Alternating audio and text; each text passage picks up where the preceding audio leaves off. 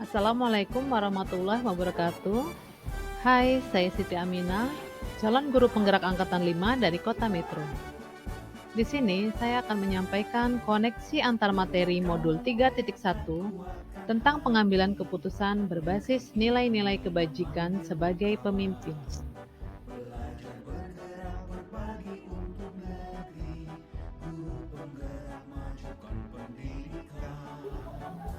Koneksi antar materi modul 3.1.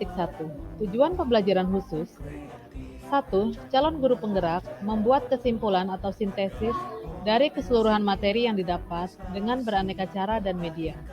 2. Calon guru penggerak dapat melakukan refleksi bersama fasilitator untuk mengambil makna dari pengalaman belajar dan mengadakan metakognisi terhadap proses pengambilan keputusan yang telah mereka lalui dan menggunakan pemahaman barunya untuk memperbaiki proses pengambilan keputusan yang dilakukannya. Mengajarkan anak menghitung itu baik, namun mengajarkan mereka apa yang berharga atau utama adalah yang terbaik. Dari kutipan di atas, apa kaitannya dengan proses pembelajaran yang sedang Anda pelajari saat ini? Kaitan kutipan di atas dengan proses pembelajaran yang sedang saya pelajari saat ini tentang pengambilan keputusan berdasarkan nilai-nilai kebajikan sebagai pemimpin adalah bahwa mempelajari pengambilan keputusan itu baik, namun yang terbaik adalah memahami proses dalam pengambilan keputusan, yaitu tentang mengenali 4 paradigma dilema etika, 3 prinsip pengambilan keputusan, dan 9 langkah pengujian pengambilan keputusan. Bagaimana nilai-nilai atau prinsip-prinsip yang kita anut dalam suatu pengambilan keputusan dapat memberikan dampak pada lingkungan kita. Nilai-nilai atau prinsip-prinsip yang kita anut dalam suatu pengambilan keputusan tentu saja dapat memberikan dampak pada lingkungan kita. Karena sebuah keputusan yang telah kita ambil tentu akan kita terapkan pada lingkungan kita. Sehingga dalam pengambilan keputusan, kita harus memperhatikan bahwa keputusan itu berpihak pada murid, berdasarkan pada nilai-nilai kebajikan universal, serta dapat dipertanggungjawabkan. Bagaimana Anda sebagai seorang pemimpin pembelajaran dapat berkontribusi pada proses pembelajaran murid dalam pengambilan keputusan Anda?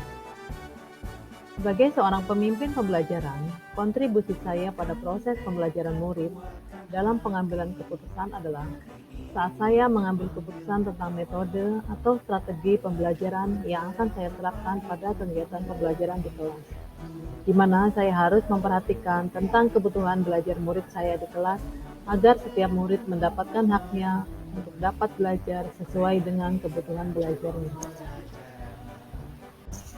Menurut Anda, apakah maksud dari kutipan ini jika dihubungkan dengan proses pembelajaran yang telah Anda alami di modul ini? Jelaskan pendapat Anda. Menurut saya, maksud dari kutipan ini jika dihubungkan dengan proses pembelajaran yang telah saya alami pada modul ini adalah bahwa pembelajaran pada modul ini memberikan pemahaman bagaimana pentingnya proses yang harus dilalui dalam pengambilan keputusan, terutama pada kasus dilema etika di mana keputusan yang kita ambil harus berbasis pada nilai-nilai kebajikan universal, berpihak pada murid, dan dapat dipertanggungjawabkan. Bagaimana filosofi Ki Hajar Dewantara dengan Patrap Triloka memiliki kaitan dengan penerapan pengambilan keputusan sebagai seorang pemimpin? Kaitan Patrap Triloka Ki Hajar Dewantara dengan penerapan pengambilan keputusan sebagai seorang pemimpin adalah Ingarso Sung Tulodo.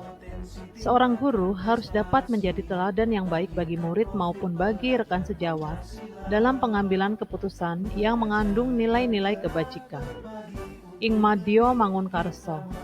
Seorang guru harus dapat memberdayakan atau membuat murid dan rekan sejawat memiliki kemampuan dan kekuatan untuk dapat mengambil keputusan yang mengandung nilai-nilai kebajikan. Tutwuri Handayani. Seorang guru mampu memberikan motivasi atau dorongan baik bagi murid maupun rekan sejawat agar dapat berperan aktif dalam pengambilan keputusan yang mengandung nilai-nilai kebajikan dengan penuh tanggung jawab. Bagaimana nilai-nilai yang tertanam dalam diri kita berpengaruh pada prinsip-prinsip yang kita ambil dalam pengambilan suatu keputusan. Prinsip pengambilan keputusan yaitu rule-based thinking, end-based thinking, dan care-based thinking. Bahwa nilai-nilai yang tertanam dalam diri seorang guru akan berpengaruh terhadap prinsip-prinsip yang kita ambil dalam pengambilan suatu keputusan. Dalam pengambilan keputusan, kita harus mengedepankan intuisi, kejujuran, aturan, norma-norma yang berlaku di masyarakat, empati, toleransi, kesetiaan, dan kasih sayang. Sehingga keputusan yang kita ambil merupakan keputusan yang terbaik bagi kebanyakan orang dan akan mendorong terwujudnya well-being dalam lingkungan sekolah kita. Bagaimana materi pengambilan keputusan berkaitan dengan kegiatan coaching atau bimbingan yang diberikan pendamping atau fasilitator dalam perjalanan proses pembelajaran kita, terutama dalam pengujian pengambilan keputusan yang telah kita ambil. Apakah pengambilan keputusan tersebut telah efektif? Masihkah ada pertanyaan-pertanyaan dalam diri kita atas pengambilan keputusan tersebut? Hal-hal ini tentunya bisa dibantu oleh sesi coaching yang telah dibahas pada sebelumnya. Materi pengambilan keputusan yang diberikan pendamping atau fasilitator berkaitan dengan kegiatan coaching atau bimbingan sangat membantu dalam perjalanan proses pembelajaran saya pada pendidikan guru penggerak ini, di mana salah satu tujuan kegiatan coaching adalah menggali potensi yang dimiliki oleh seseorang, sehingga setelah melakukan kegiatan coaching, saya menjadi belajar untuk lebih berani dalam pengambilan keputusan terkait kegiatan pembelajaran saya dengan tetap meminta pertimbangan kepada pimpinan. Melalui kegiatan coaching, pengambilan keputusan akan lebih efektif karena berasal dari hasil menggali potensi yang dimiliki oleh guru. Sehingga keputusan yang diambil berdasarkan pada nilai-nilai kebajikan universal dan berpihak pada murid serta dapat dipertanggungjawabkan.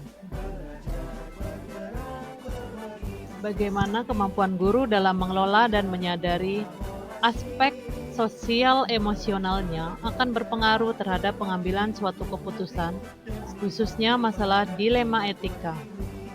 Kemampuan guru dalam mengelola dan menyadari aspek sosial emosional akan berpengaruh terhadap pengambilan suatu keputusan, khususnya masalah dilema etika. Seorang guru yang memiliki kesadaran diri yang baik akan menunjukkan integritas dan kejujuran dalam pengambilan keputusan.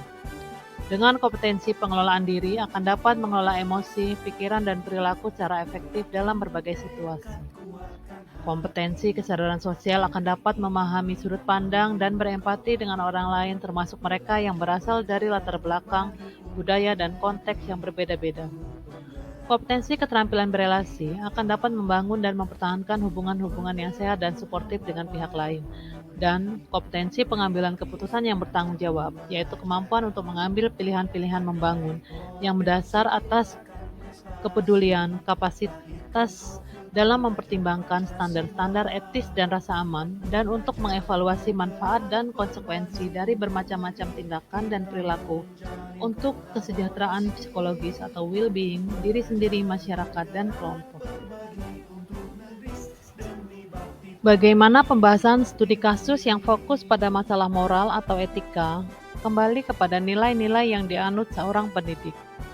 Pada pembahasan studi kasus yang fokus pada masalah moral atau etika akan kembali kepada nilai-nilai yang dianut oleh seorang guru, yaitu kebenaran, keadilan, kebebasan, persatuan, toleransi, tanggung jawab, dan penghargaan akan hidup.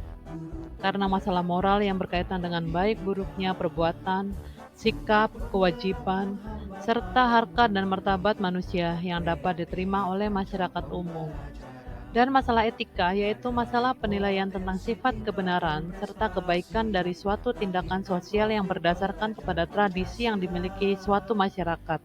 Maka dengan berpegang teguh kepada nilai-nilai yang dianut seorang guru, keputusan yang diambil akan berdasarkan nilai-nilai kebajikan universal, berpihak pada murid, dan dapat dipertanggungjawabkan. Bagaimana pengambilan keputusan yang tepat tentunya berdampak pada terciptanya lingkungan yang positif, kondusif, aman, dan nyaman. Pengambilan keputusan yang tepat tentunya akan berdampak pada terciptanya lingkungan yang positif, kondusif, aman, dan nyaman, karena keputusan yang tepat adalah keputusan yang dapat diterima oleh semua pihak sehingga sangat kecil kemungkinannya untuk menimbulkan pro dan kontra pada lingkungan tersebut. Apakah tantangan-tantangan di lingkungan Anda untuk dapat menjalankan pengambilan keputusan terhadap kasus-kasus dilema etika ini? Adakah kaitannya dengan perubahan paradigma di lingkungan Anda? Tantangan-tantangan di lingkungan saya dalam menjalankan pengambilan keputusan terhadap kasus-kasus dilema etika adalah: yang pertama, masalah yang berbenturan dengan kebiasaan lingkungan setempat, sehingga menimbulkan paradigma individu lawan kelompok. Yang kedua, tidak semua warga sekolah mempunyai komitmen yang sama dalam menjalankan suatu keputusan yang sudah diambil. Ketiga, pengambilan keputusan hanya melibatkan beberapa pihak, sehingga pihak-pihak yang tidak terlibat merasa tidak mempunyai tanggung jawab untuk menjalankan hasil keputusan tersebut. Dalam benturan antar kelompok, hal ini ada kaitannya dengan paradigma yang terjadi di lingkungan saya, yaitu paradigma individu lawan kelompok. Yang kedua, rasa keadilan lawan rasa kasihan. Yang ketiga, kebenaran lawan kesetiaan. Dan yang keempat, jangka pendek lawan jangka panjang. Apakah pengaruh pengambilan keputusan yang kita ambil ini dengan pengajaran yang memerdekakan murid-murid kita? Bagaimana kita memutuskan pembelajaran yang tepat untuk potensi murid kita yang berbeda-beda? Pengambilan keputusan yang kita ambil akan mempengaruhi pengajaran yang memerdekakan murid-murid kita, karena keputusan yang kita ambil haruslah keputusan yang berpihak pada murid, serta berbasis pada nilai-nilai kebajikan universal. Dengan berpihak pada murid, hal ini tentu akan mewujudkan merdeka belajar yang akan membentuk murid agar menjadi manusia yang merdeka batinnya, merdeka pikirannya, dan merdeka raga serta tenaganya. Cara seorang guru memutuskan pembelajaran yang tepat untuk potensi muridnya yang berbeda-beda, yaitu dengan menerapkan kegiatan pembelajaran berdiferensiasi, yaitu pembelajaran yang berakar pada pemenuhan kebutuhan belajar murid dengan melakukan pemetaan kebutuhan belajar murid berdasarkan 3 aspek, yaitu kesiapan belajar murid, minat murid, dan profil belajar murid. Selanjutnya, kita dapat merespon kebutuhan belajar tersebut melalui strategi pembelajaran berdiferensiasi, yaitu diferensiasi konten, diferensiasi proses, dan diferensiasi produk. Bagaimana seorang pemimpin pembelajaran dalam mengambil keputusan dapat mempengaruhi kehidupan atau masa depan murid-muridnya? Seorang pemimpin pembelajaran dapat mempengaruhi kehidupan atau masa depan murid-muridnya melalui keputusan yang diambilnya, yaitu keputusan yang berdasarkan pada nilai-nilai kebajikan yang berpihak pada murid serta dapat dipertanggungjawabkan. Hal ini karena seorang guru sebagai pemimpin pembelajaran merupakan among yang akan menuntun segala kodrat yang ada pada anak, baik kodrat alam maupun kodrat zaman, agar mereka dapat mencapai keselamatan dan kebahagiaan setinggi-tingginya, baik sebagai manusia maupun sebagai anggota masyarakat. Apakah kesimpulan akhir yang dapat Anda tarik dari pembelajaran modul materi ini dan keterkaitannya dengan modul-modul sebelumnya? Kesimpulan akhir yang dapat saya ambil dari pembelajaran modul ini tentang pengambilan keputusan berdasarkan nilai-nilai kebajikan sebagai pemimpin dan keterkaitannya dengan modul-modul sebelumnya, bahwa pengambilan keputusan haruslah berdasarkan kepada 3 aspek, yaitu nilai-nilai kebajikan universal, bertanggung jawab terhadap segala konsekuensi, dan berpihak pada murid. Kedua, pengambilan keputusan sebagai seorang pemimpin harus berpedoman pada filosofi Ki Hajar Dewantara, dengan patrap trilokanya berlandaskan pada nilai dan peran guru penggerak, serta sejalan dengan visi guru penggerak. Pengambilan keputusan yang tepat tentunya juga akan berdampak pada terciptanya lingkungan yang positif, kondusif, aman dan nyaman, sehingga dapat menumbuhkan budaya positif di sekolah dan lingkungan kita. Selanjutnya, dengan pengambilan keputusan yang tepat, kita juga akan dapat memutuskan pembelajaran yang tepat untuk potensi murid kita yang berbeda-beda, serta dapat mengakomodir kebutuhan belajar mereka. Kemampuan guru dalam mengelola dan menyadari aspek sosial emosional akan sangat berpengaruh terhadap pengambilan keputusan, khususnya masalah dilema etika. Pengambilan keputusan melalui kegiatan coaching akan lebih efektif karena berasal dari hasil menggali potensi yang dimiliki seorang guru, sehingga keputusan yang diambil akan berdasarkan pada nilai-nilai kebajikan universal dan berpihak pada murid serta dapat dipertanggungjawabkan. Sejauh mana pemahaman Anda tentang konsep-konsep yang telah Anda pelajari di modul ini, yaitu dilema etika dan bujukan moral, 4 paradigma pengambilan keputusan, 3 prinsip pengambilan keputusan, dan 9 langkah pengambilan dan pengujian keputusan. Adakah hal-hal yang menurut Anda di luar dugaan? Pemahaman saya tentang konsep-konsep yang telah saya pelajari di modul ini, yaitu dilema etika dan bujukan moral, di mana kasus dilema etika adalah sebuah permasalahan yang menghadapkan antara benar lawan benar. Sedangkan kasus bujukan moral, jika permasalahan yang berhadapan adalah benar lawan salah. Pemahaman tentang 4 paradigma pengambilan keputusan, yaitu ketika kita menghadapi situasi dilema etika, akan ada nilai-nilai kebajikan mendasar yang bertentangan, seperti cinta dan kasih sayang, kebenaran, keadilan, kebebasan, persatuan, toleransi, tanggung jawab, dan penghargaan akan hidup.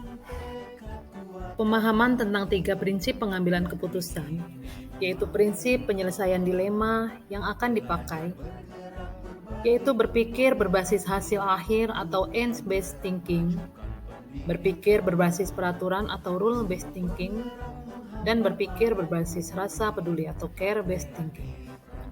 Pemahaman 9 langkah pengambilan dan pengujian keputusan, yaitu suatu panduan yang dapat kita gunakan dalam mengambil keputusan, serta cara untuk menguji keputusan yang akan diambil dalam situasi dilema etika ataupun bujukan moral yang membingungkan.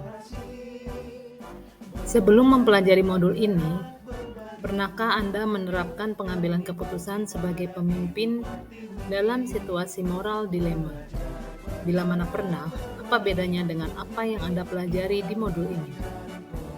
Pernah, saat itu saya menghadapi paradigma rasa keadilan lawan rasa kasihan, atau justice versus mercy. Dalam pengambilan keputusan saat itu, saya hanya mempertimbangkan bahwa keputusan yang saya ambil adalah keputusan yang sesuai dengan peraturan. Yang membedakan dengan yang saya pelajari di modul ini adalah terdapat 9 langkah pengujian pengambilan keputusan, dan saat itu saya tidak melakukan 9 langkah ini.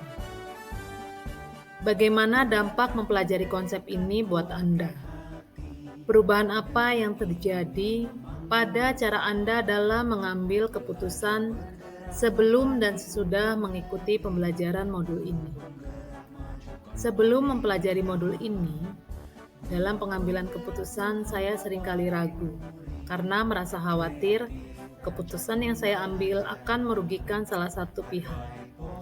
Setelah mempelajari modul ini, saya menerapkan langkah-langkah pengambilan keputusan, yaitu menganalisis kasus menggunakan 4 paradigma dalam pengambilan keputusan dan 3 prinsip pengambilan keputusan, serta melakukan 9 langkah pengujian pengambilan keputusan. Hal ini saya lakukan untuk mempertimbangkan kembali keputusan yang saya ambil agar dapat membawa kebaikan bagi kebanyakan orang. Seberapa penting mempelajari topik modul ini bagi Anda sebagai seorang individu dan Anda sebagai seorang pemimpin? Bagi saya, mempelajari topik modul ini sangat penting, baik sebagai individu maupun sebagai seorang pemimpin. Hal ini disebabkan karena dalam pengambilan keputusan, kita harus mempertimbangkan permasalahan yang ada dengan matang sehingga keputusan yang diambil akan membawa manfaat bagi banyak pihak. Jadi, dalam pengambilan keputusan, kita harus mengetahui paradigma yang terjadi agar dapat menentukan prinsip pengambilan keputusan yang akan digunakan, serta melakukan 9 langkah pengujian pengambilan keputusan. Dan pada akhirnya kita dapat mengambil suatu keputusan yang berdasarkan pada nilai-nilai kebajikan universal, serta dapat dipertanggungjawabkan. Terima kasih sudah menyaksikan video presentasi saya ini. Mohon maaf bila masih banyak kekurangan, kritik dan saran yang membangun, saya harapkan. Saya akhiri. Wassalamualaikum warahmatullahi wabarakatuh. Salam guru penggerak.